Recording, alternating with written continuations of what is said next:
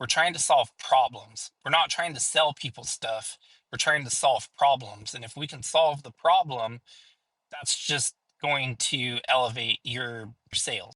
Welcome to the Onsite podcast. We chat with contractors, educators, industry professionals about the good, the bad, the ugly, and everything in between. So without further ado, let's fucking get into it. All right, what's up? We are back at episode number 17. We got a cool little intro, and today we've got a good friend of mine, one of the contractors in the community, Joe Tenorio. What a fucking name. That's a badass name. Joe, so thankful for you to be here today with us. Tell us a little bit about who you are and where you're from.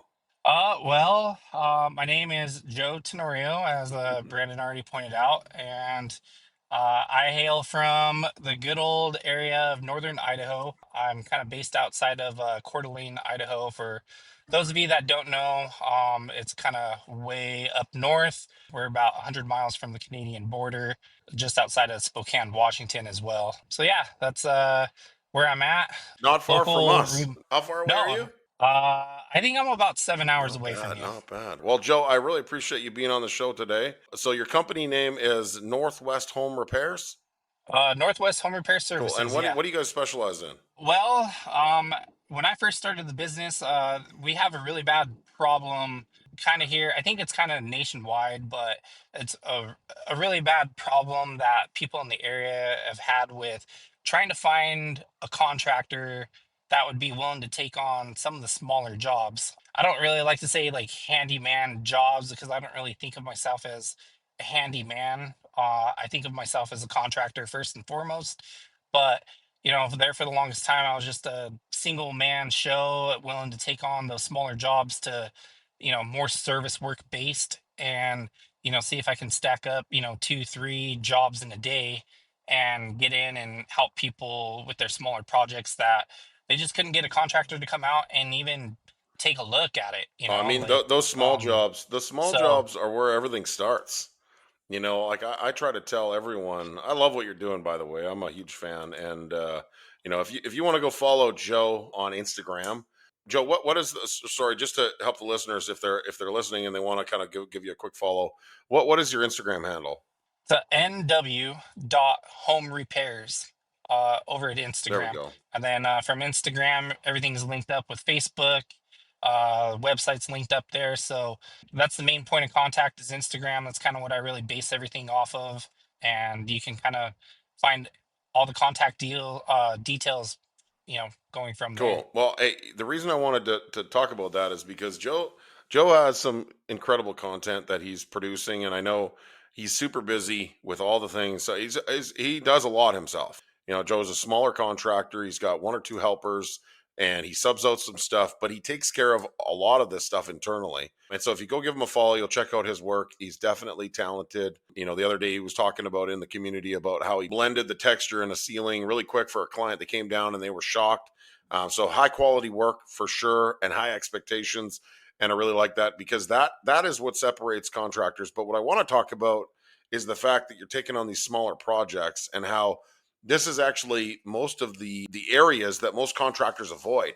Some of the best projects that I got when I was in the industry was when a client would call because their high profile contractor was too fucking busy to help them hang a picture or adjust a door. And it's those small projects that actually lead into the bigger opportunities. Is there ever a point specifically, and maybe you haven't experienced it yet, but it will happen, I promise you. Is there a point right now that you can relate back to where a small job that you took on connected to a larger opportunity with that client? Is there anything that you can relate back to that has happened? Oh yeah, that's actually happened more times than I can count. If I'm being honest, I've had people call me up and just say, "Hey, I'm looking just to have like one or two accent walls painted inside of my house. Nothing too big or too crazy. Is this something that you do?" Yeah, of course. And you get out there, and it's sometimes some of those smaller jobs that you're willing to take on that you get out there and for one, you show up when you say you're going to show up. For two, you give professional estimates and professional conversations with those clients about expectations and what to expect from not only this project, but also what to expect from dealing with a company like the company that I run. Yeah. And before you know it, two little accent walls turns into, hey, can you come down into our basement and take a look? Because we have, like a little suite down there and we have a bunch of things wrong. And we want, 20 punch list items taken care of. No. And then the next thing you know, you're painting their house. And the next thing you know, you're building them a pergola out in the back. And, sometimes you'll get customers where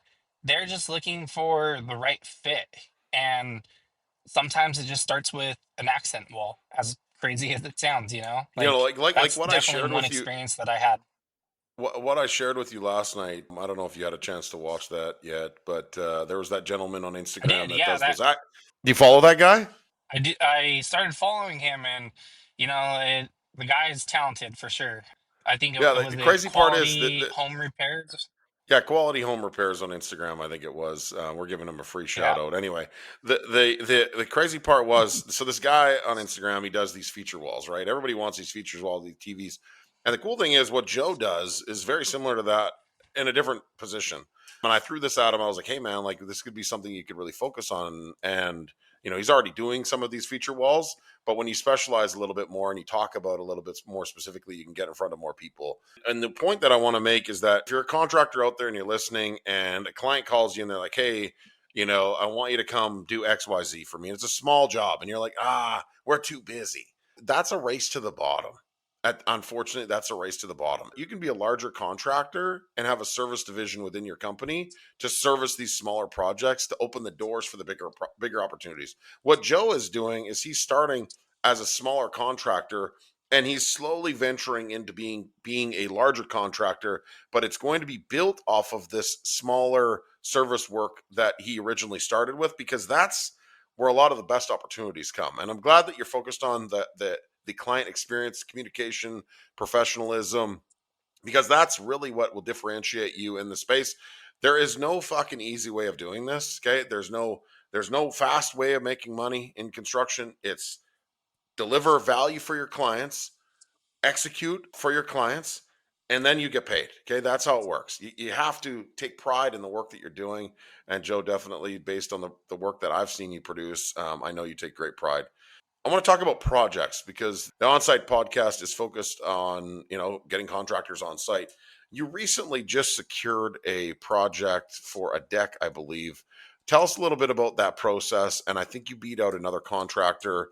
If you could share any details about that, I would love to hear about it. Yeah, man, this was a really cool conversation that I just had. So the contract, we're actually signing on the contract today. I've talked with the homeowner yesterday. We're getting the deposit check later on today as well. It's not like a huge deck or anything like that, but for me and one other employee that I have, it's a 450 square foot deck. We're going to be doing a full tear down and a rebuild. So this one's going to be full composite and aluminum railing to go along with it. It's technically going to be still like a single story deck, but one part of it is going to be, I would say it's kind of like somewhere in between, like, I don't know, 1.5 stories, because it's like 60 inches off the ground or something like that. So it's kind of like in a weird little spot, not high, but not low. But the story about the way that this whole project came to be was they reached out. They said, hey, like we're looking to have a deck done. And it was actually the son that contacted me. The son got in touch because he used to be a contractor himself. I think he's in welding and fabrication right now. But his mother is, I think she's 81. Mm, So she was having a reverse mortgage done on her house. And they wanted to sand the deck down at first and have it repainted. But when the son started getting into it, like everything was rotted out. And basically, they're like, wait, we need a new deck. So they reached out. I was one of the handful of contractors that one was, you know, able to make it out there when I said I was going to, because that's another huge problem we kind of run to in the area that we live in is we have a lot of contractors that say, yeah, I'll be there Tuesday at 9 a.m. and Tuesday at 9 a.m. comes and they're nowhere to be Dude, seen. and And when you try and call them, and to add to that, it's not just there, okay? Contractors struggle at showing up everywhere. It's a nationwide problem. And the other part to it is that most contractors want all of this great shit, but they don't want to do the work in order to get there. They don't want to, put in the initiative to actually grow their business. They just say I want all this shit. They think they deserve it because, everybody has this level of entitlement. So consider yourself a small percentage of people that actually give a shit. Continue. yeah. So first and foremost, I said, hey, I'll be there on this day at this time, and I showed up that day at that time, which I think kind of really set an expectation with the customer. Like, whoa, like we're dealing with a professional here, which is, kind of really cool, So, we've had a lot of talks about initial interactions with customers like you and I in our coaching sessions, and also with all of our Contractor Connect. I know it's called something different now, but it used to be Contractor Connect, and we used to have a lot of conversations about, customer interactions, sales, things like that. And for any contractor out there, like having a script, having specific questions that you're going into a job and that you want to be asking a customer is so beneficial to your sales process. And the work that we've done kind of really helped shine in this moment, I would have to say, because they weren't overly technical questions, but they were questions that kind of got to the point, and it got to not only the point of the job, but it kind of got to the problem we were trying to solve. Yep. Because a lot of what we talk about inside the community is we're trying to solve problems. We're not trying to sell people stuff. We're trying to solve problems. And if we can solve the problem, that's just going to elevate your You're sales. coming on. It's You're just a kind of you're a like salesman for us. yeah, there we go. No, but that's true, man. So That's exactly what we're doing. We're trying to solve problems. We're focused on the problem, solving the problem, and that's how you win the project. And it sounds like that was one of the elements that really helped win. I just wanted to say for me, hearing that the things that we talk about inside the community that have assisted you with winning projects for you and your family is why I fucking do this shit. I do this shit so that people win around us. There are things that I've learned over the years. There's things that I've learned inside the community with the people that we work with that on repetition continuously work. And for you, it's been working, and that's awesome. The name of the calls now is called Contractor Hub. And so originally what Joe was talking about was we do these weekly calls once a week. Done that for almost a year and a half. And in addition to the group coaching calls, we did these singular calls once a week, typically on Wednesday at 11:30 MST.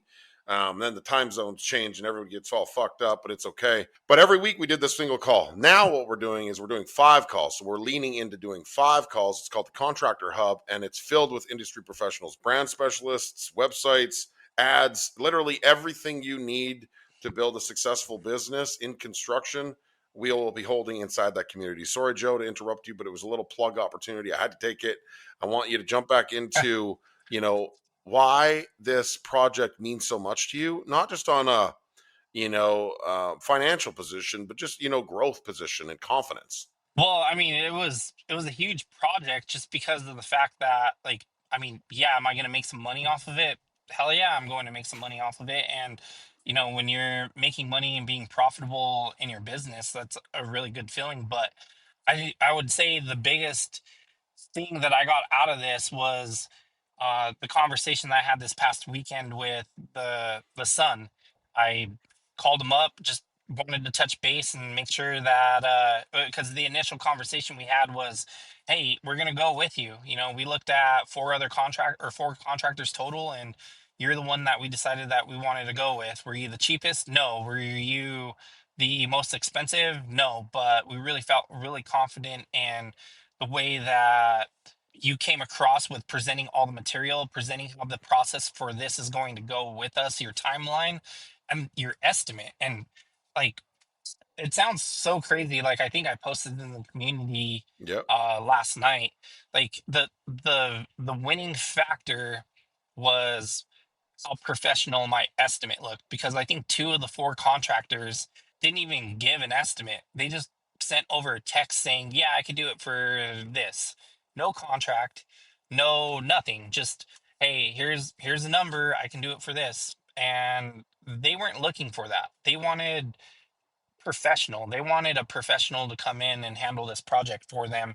And aside from just showing up with, a branded t-shirt and, maybe a branded hat, they wanted professional all the way from, your first meeting all the way down to the estimate to, when you get out there and how you're going to handle things. And that was the deciding factor.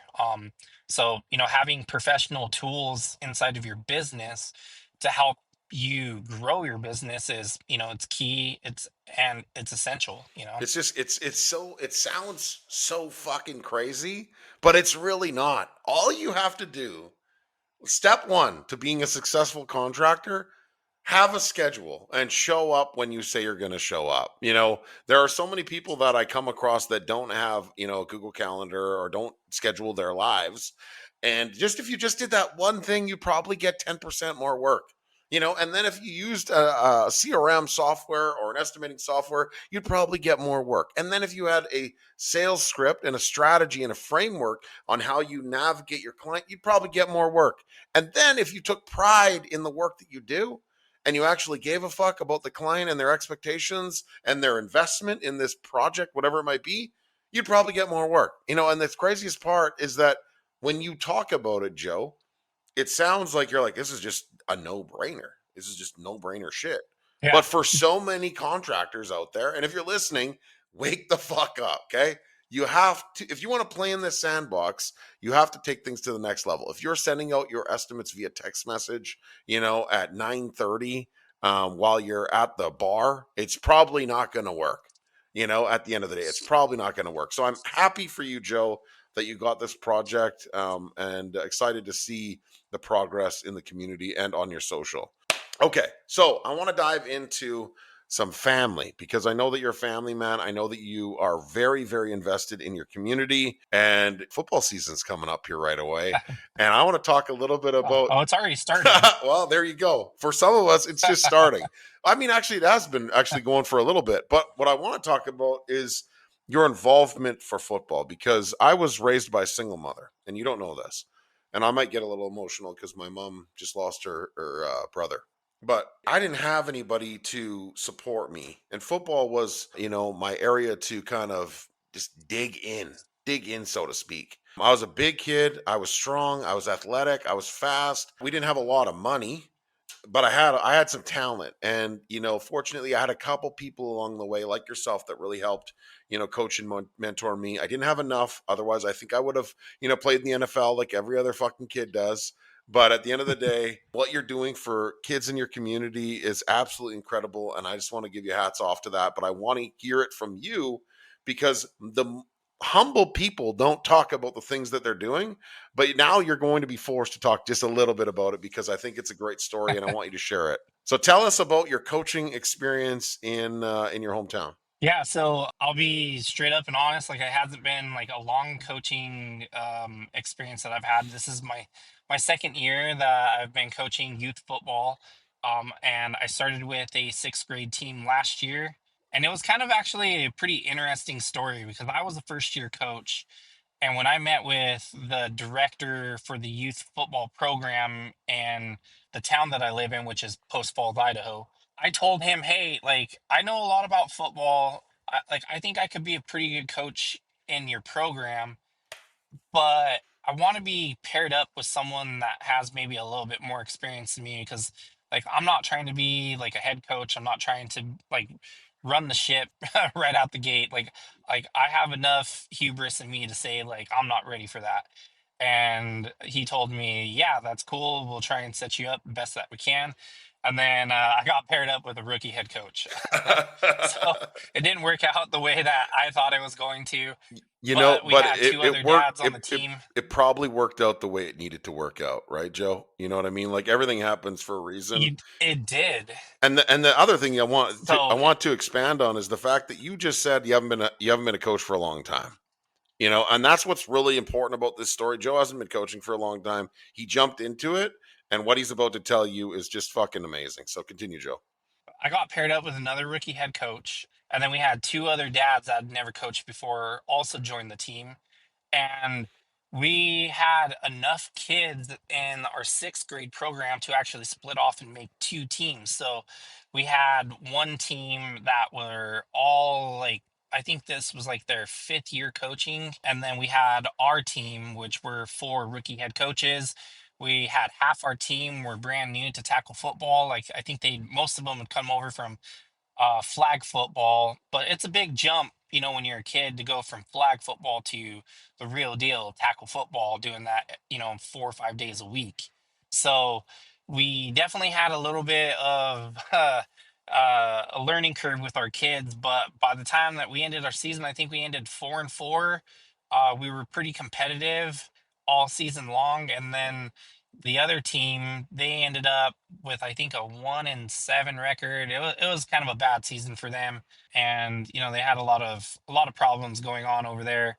So it was really kind of cool to see the progression that we had with our team, and this upcoming football season, I was asked to switch teams because they kind of lost some coaches, and I loved all the kids. It was a hard decision to make to go over with a bunch of new kids for the seventh grade team. But I was more than happy to do it because at the end of the day, it's for the program, it's for the kids. I didn't want to end up in a situation where we had like 50 kids on one team because that's no fun for anyone when you have that many kids on a youth football team. Playing time becomes an issue. Parents, they pay good money to get their kids into these programs, and you want to get them, out in the field. And even kids with a little less experience or a little less talent, you still want to be able to try and find a way to develop that talent or what talent that they have and find the best way to utilize it. So, so I switched teams, and we're right at the beginning of our season right now. So, it's pretty exciting, and it was kind of cool and sad at the same time because like the kids that I coached last year and all through spring 7-on-7, there were a good handful of them that were pretty bummed to see me go, which is kind of an interesting feeling, like you had like a short period of time with these kids, and then like you develop these bonds and these relationships, and then like you're not there with them to, see them fight on, Saturdays, unfortunately. And but Joe, I we're trying to develop these kids for the next step. Joe, I absolutely love this. I think it's incredible. It gets me emotional because you're a volunteer coach. Like you don't even have a kid on the team. That's what's so incredible is that you're actually changing these kids' lives. You don't even realize it right now. You know what I mean? You don't even understand. Like as a single, raised by a single mother, I had male influences in my life, but my coach, any team that I played on, my coach was my influence. And I hats off for you to volunteer your time to be this person for these kids. It shows a lot about a person's character. My son actually he plays hockey. This will be probably one of his last years, and then he's going to go on to his little welding career, which is fucking awesome. But he had an independent coach, a non-parent coach for his hockey in his U15 AA career. He played 1 year there. And the level of confidence that he built in that 1 year because of that coach, the level of skill that he built in that 1 year because of that coach was amazing. And that coach, that 1 year gave him so much confidence. And what you're doing for these kids is the exact same thing. And I commend you. I support you in it. And I think it's fucking amazing. So if you're listening to Joe, okay, right now in this story, drop the ego a little bit and be a selfless person and go help other people because it feels amazing and you also make a big impact on people's lives. Again, I want you to follow Joe and his story. If we could put up his social channel again, Joe, where can people find you on Instagram again? Yeah, it's NW home repairs on Instagram. Awesome. Well, hey, if you want to follow Joe, that's where we're going to get into it. I want to take a quick little break here. We've got something new here on the podcast, and we've created some ads. So I want to take a break and listen to this ad. Hey, we've got an ad here. Make sure to pay attention. What's up, guys? Are you a contractor or business owner looking to take things to the next level?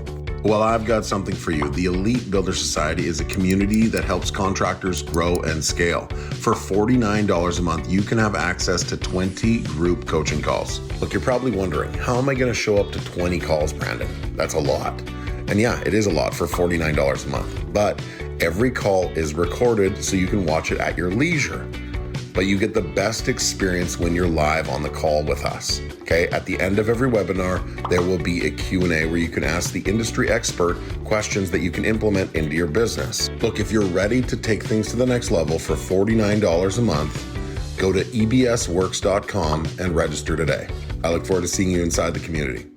All right. Thank you so much for listening to that ad. Again, Joe is in our community, is part of one of the contractors in our community. He's getting the one-on-one coaching.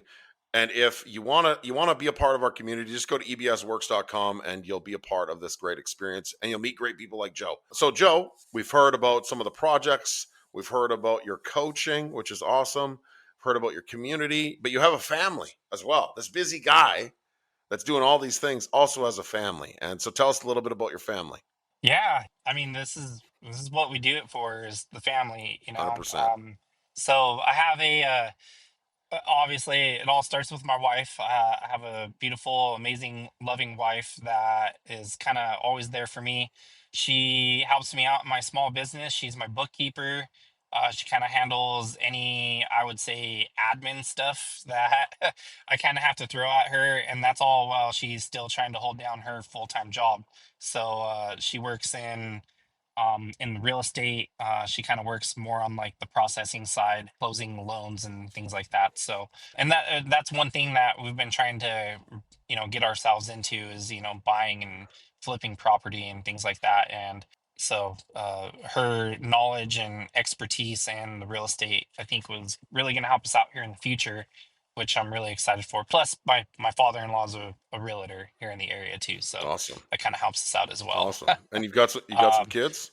Yeah, three kids. The oldest is 16. She's just getting ready to start her junior year. She is one of the big pride and joys in our family. She's a pretty driven individual. She kind of already knows what she wants to do in life, which I think is like the coolest thing in the world for someone that's 16 going on 17, because when I was 16 or 17, I had no idea what I wanted to do with my life. If you told me I was going to end up in construction, owning my own business, like, I would have laughed at you. There's no way that this was ever on my radar. But she kind of already knows what she wants to do.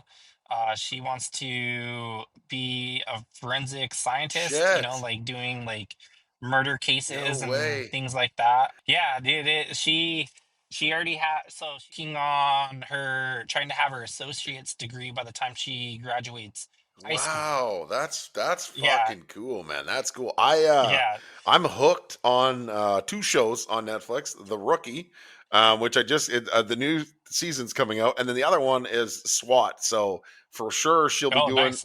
for sure she'll be doing both those things. That shit scares the shit out of me. Yeah, Not my kind of thing, but good on her for being 16, and my son, he's 17, and so I can really relate to that comment about being that young and knowing what you want and being that specific, with yeah, understanding what you want. It has to carry a certain level of just high IQ. She's got a high IQ, and that's awesome, man. Congratulations. And oh yeah.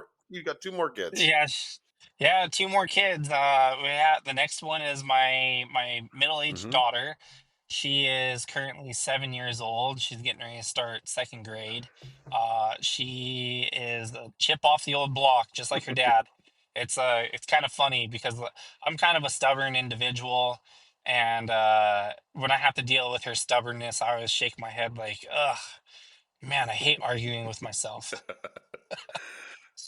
Because she likes to argue. And yeah, but she's just a great kid. I mean, she's super crazy smart. She reads at an extremely high level. She knows math and numbers at an extremely high level for her age. And she's sharp, man. Like, you can't get anything over her. Like, she catches on to things quick. So you kind of really have to watch what you're doing around her, because she'll pick up on things really fast. And then my youngest is my boy. His name's Griffin, and he's 4. So he's just getting ready to start preschool here in a couple of weeks, or actually next week. Yeah, next week he'll be starting That's preschool. So awesome, man. that's going to be quite the experience right there. For sure. So my wife and I are pretty much preparing to be sick for the next handful of months, with all the kids going back to school and the youngest starting preschool. That's awesome, man. Dude, so two girls and a boy. So how nervous were you when your wife was pregnant with your third and she came to you and said, "Hey, I'm pregnant," and you're just like, did you care? Did you be like, "Oh, I hope it's a boy," or, "Oh, did that even matter?" Um, no, no, to me, it didn't even matter. First and foremost, I just wanted the baby to be healthy and my wife to Right. be healthy. Like, I just wanted to make it through with two healthy individuals because, like, I couldn't imagine losing my wife in that process. And furthermore, like, I've worked with people and known people where, they had a baby born and it was, kind of problems from the beginning, and Hmm. I always saw how hard that was on them. And I just, boy or girl, I just wanted a healthy baby. And if it was a boy, that was a bonus. But I was more than happy and content because with Alina, who's the middle child, she she was so much fun as a baby, and I always thought, like, man, like if I had another girl, I would be content. Like it wouldn't even matter. Oh man, But I had a me boy, and my and daughter it's have like this weird relationship. It's so fun. We piss around all the time. We have fun, but just you can just feel the love. You know what I mean? Whereas my boy, we could just wrestle and be fine, and say stupid shit yeah. to each other and be fine. It's just a different bond, different dynamic. And so I'm with you there. If I had two girls and I had that experience, because it feels so, it's so crazy, I'd probably be like, you know what, I'm cool. If I have three girls, I'm fine with that. With that recipe. I've got two kids myself, obviously, but not three. I actually, looking back, I would have considered having a third. I think now, so I think it's awesome that you have, a family of three little ones. That's incredible, and they're a great father to look up to too. By the way. Yeah, and so like the other thing too, you were asking about like with the third kid, like nervous, any of those feelings or emotions. Griffin was born in 2020, like in the midst of COVID. Hmm. He was our little COVID baby, and he was born in November, and I actually caught COVID right before he was Oh. born. So I got sent home from work because at the time I was actually, this is before I owned my business. I was working in the oil field. I was working in North Dakota at the time, and I ended up catching COVID. I tested positive for it. I had to be sent home. I only had like a week of work left to do, and I think our policy at the time was like, hey, if you catch COVID, you have to go in quarantine for a week or 2 weeks or something like that. So my rotation was pretty much done, and they're like, all right, well, go home and be better. And my wife's getting ready to go into labor. So I think when I came home, I was texting my wife and I felt fine, except for I kind of lost my voice a little bit. So, Hmm. like, I couldn't really talk when I caught COVID that time. And she was just texting me. I'm like driving through Montana on my way back to Idaho. She's like, I love you, but do you think you could go stay at a hotel for a couple of days until you're good? Like, yeah, yeah, I can do that. That's totally fair. She's like, I just don't want to catch COVID before we have to go into the hospital. It's like, yeah, nope, I get it. Totally fair. So it was pretty interesting. I was all good and everything by the time that she went into labor about like 2 weeks later. So yeah, but that was a little stressful. I think that was like the biggest concern that we had because everything else was looking really good. Baby was looking good and healthy.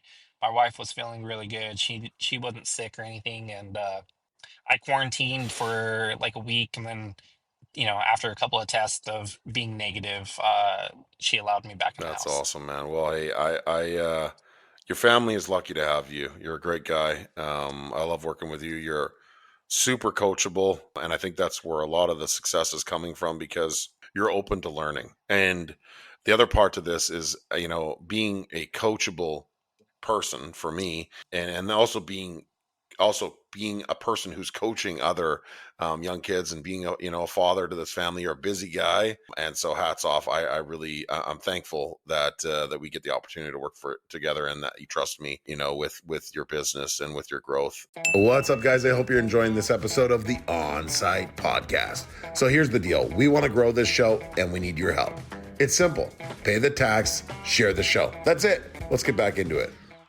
So tell me a little bit about, where your business is going, some of the things that you'd like to see over the next, 12 months. And just tell us a little bit about, where you're looking ahead with your business. Yeah, so man, that was a great question, and I have a lot of I feel like I have a lot I could expand on that.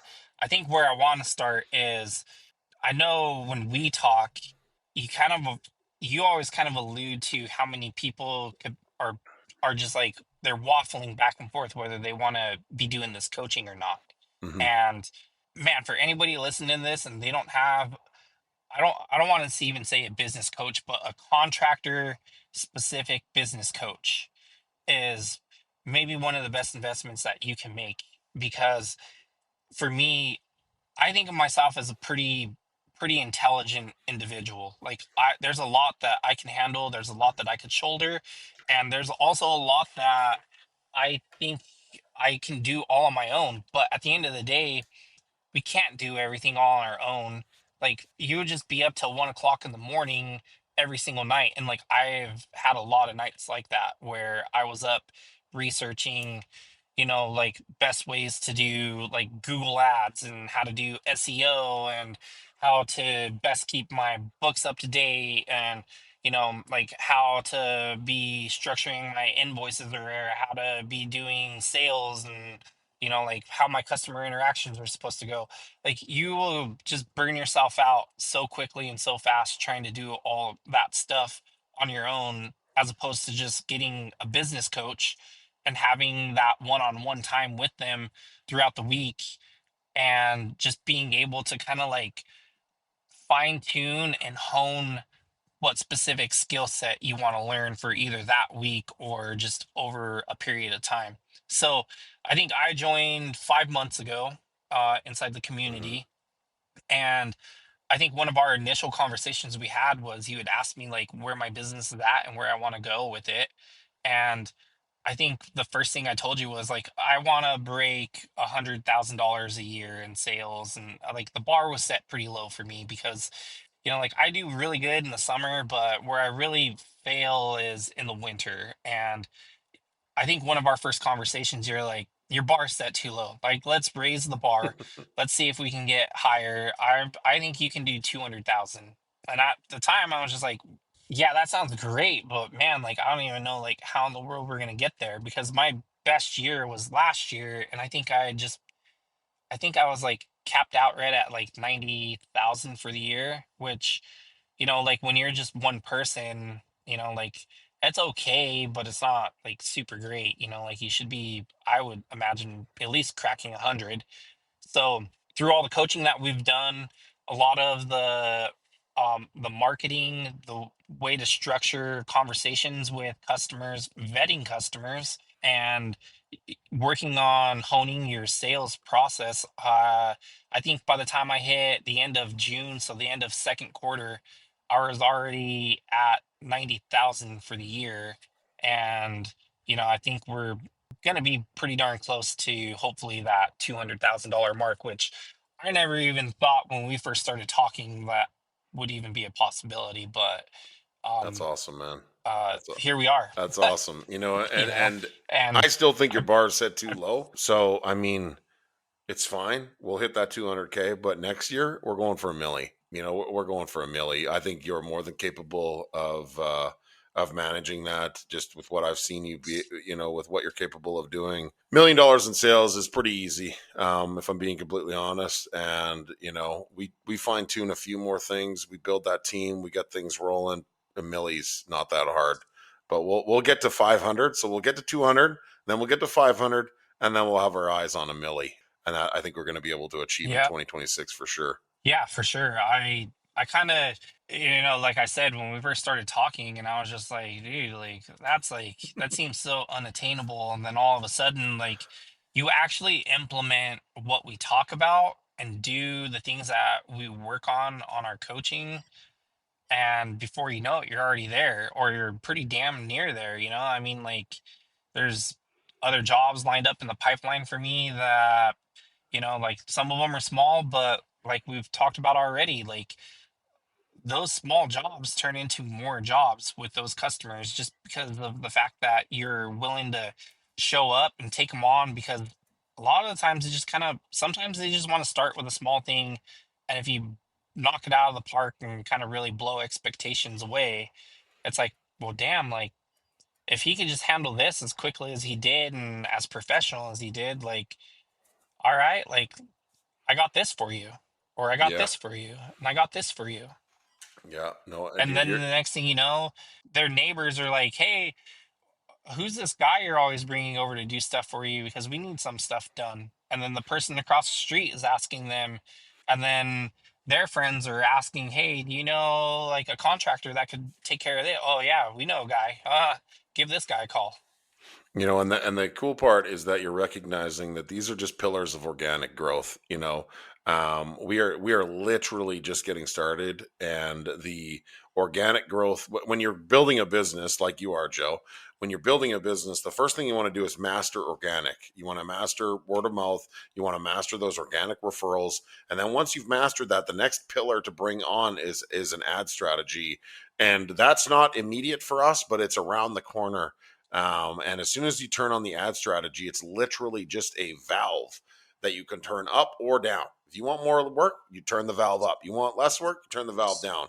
But we're heading in that direction, dude. I'm so excited for you and your business. And not only that, I want to Yeah, add add one away. thing to what you just said too about ads, because like I haven't I okay, so I've listened to this podcast every episode so far, and I really, man, when you talked with Brendan about, Google Ads, I've been in the shoes of those contractors that they were just throwing money at Google Ads because they just thought like, hey, I'm gonna throw 500 or $1,000 a month towards Google Ads, and I'm gonna have all this work come at me, and that's not like the way that that works. No. You're just throwing money away if you don't know what you're doing or how to set things up. And I think a lot of contractors always struggle with lead generation. That was always kind of one of my problems. Like, the work quality is there, the reviews are there, but trying to consistently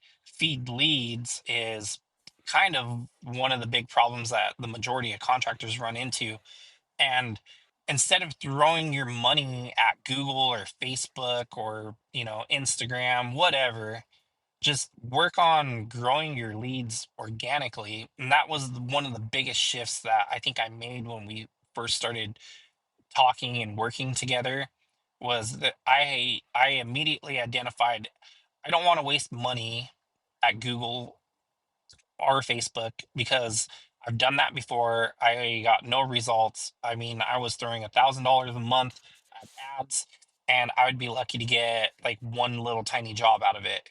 And once I started making the switch from doing, like paid ads to actually just trying to grow my business organically, make connections with other business owners in the area, that's been the biggest game changer, because that costs no money. It's all ROI. I mean, you might have a little bit of time invested, and yeah, time counts for something, but I'm not wasting $1,000 a month on something that I'm getting nothing in Well, and return. and so I want to touch on that because it's not that you'd be wasting money on ads. Okay, ads work; they do work. But if your organic system does not work, first and foremost, then your ads process won't work, right, Joe? Probably what was happening when you were spending that $1,000 on ads is that any leads that came across, you lost before you even heard from them because you didn't have a process to manage that client. Most people, what they do is they spend money on ads, and let's just say hypothetically that 100 people looked at you out of that $1,000 that you invested. If out of the 100 people that look at you come across your website or your social profiles, your Google page, and they notice that you're just basic or you're not great, they're not going to buy in and make that next connection, which is booking a call or having a conversation with you. So 50% of those people are just gone because you don't have that front end validating, supporting evidence that you're the right contractor. The next part is that when you have a sales process, when you show up, when you schedule things, that's the next part, right? Most people lose leads before they get them. So when you spend $1,000 on opportunities and you get 100, I would say that, let's just say hypothetically, that 20% of those 100 leads are on avatar clients that you could actually work with.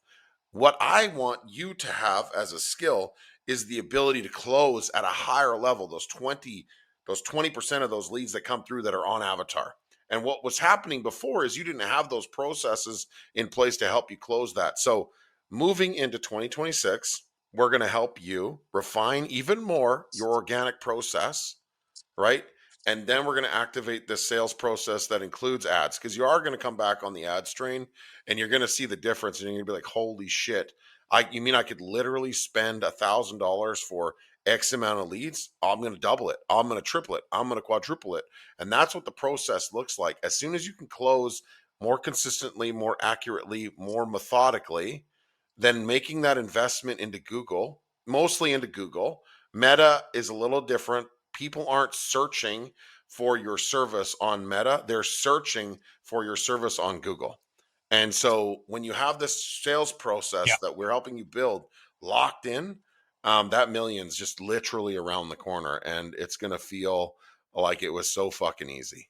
Yeah, yeah, for sure. And there was one thing I was just going to say is you're 100% right with everything that you just said. One other thing I want to add to that is when you just like you just hear that you need to run Google ads if you want to get more leads, and you don't have like the training and the knowledge of how Google actually works. That's another or added layer of just like kind of throwing your money away because you're dabbling in something that is super technical. They're just going to take your money because you don't know the best way to maneuver around. And I think that's one of the great things about the community. There's so many other coaches that are specialized for things like people like Brendan Rodos that he worked for Google. Yeah. He knows the best way to bring down, your average cost per click. He knows the way that there's a better system out there for generating more leads with less cost to you as the contractor, as opposed to Google's system of, hey, do what we tell you, and then for some reason your cost per click are going up, and they tell you, well, if you want more leads, throw more money at it. And that's that's just a quick way to really pulling your hair out as a Yeah, business and that owner. was one of the like, I don't remember what episode that was. That was earlier on episode. I don't know what it was. Hmm. But Brendan, yeah, is one of the educators in our community. He's one of the service providers for the contractors that we work with, and he used to work for Google. Okay, and the craziest part is when a client came to Google and said, "Hey, we want more leads." You know what Google says? Spend more money. You know what Brendan said? No, don't spend more money. Optimize your process so that you can be more efficient. And Google's like, "No, spend more money." And so that's where he ultimately left and went on his own. And now he's working with I would say almost 70% of the contractors in our community that are running Google ads are running Google ads with him. And I think he's currently managing I think it's $9 million ad spend. $9 million is his client ad spend. That's direct to Google. So whereas Google used to pay him, now he's paying Google in a roundabout way. Isn't that fucking crazy? And he's Yeah. getting clients more leads. And I'll tell you, he's going to be my first call when I'm ready to make that jump because we've talked with Brendan. I don't know, at least three times that I can think of in the contractor connect calls, like the Yeah. old style that we used to have. And I'm sure he's probably going to have more coming up in Yeah, the he hub does. when we go to, 5 days a week.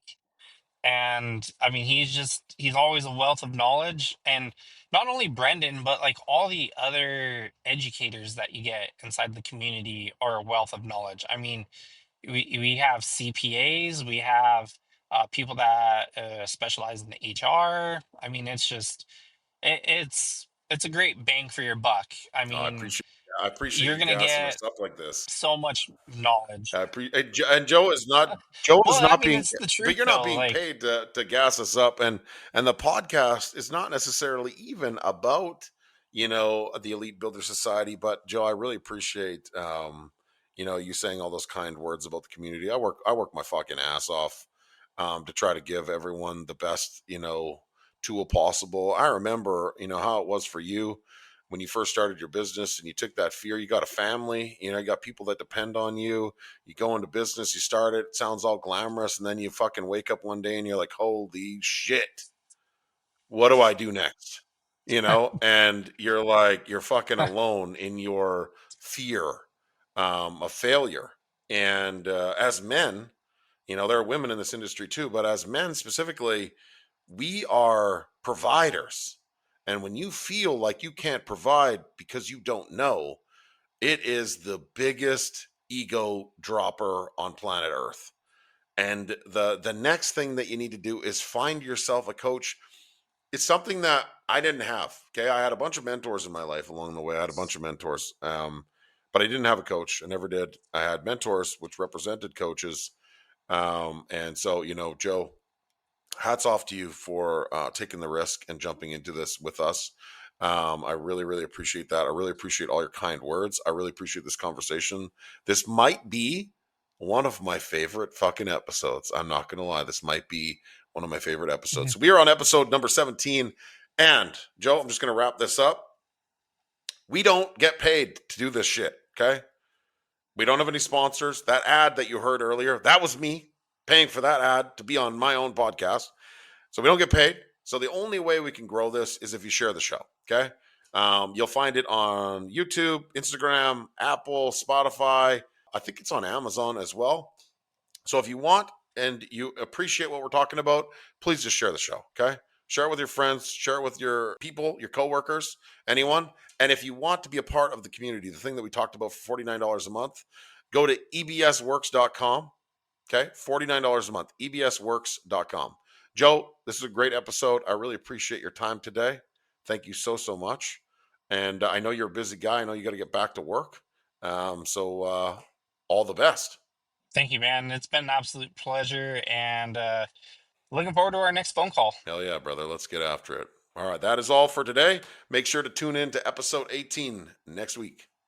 All right, that concludes this episode of the Onsite Podcast. Remember, if you enjoyed this episode, please pay the tax, share the show. Guys, if you want to be a part of the Elite Builder Society, all you got to do is pay $49 a month. That's it. $49 a month. You get 20 group coaching calls every month. Okay? Go to ebsworks.com and register today. If you enjoyed the show, please pay the tax and share the show.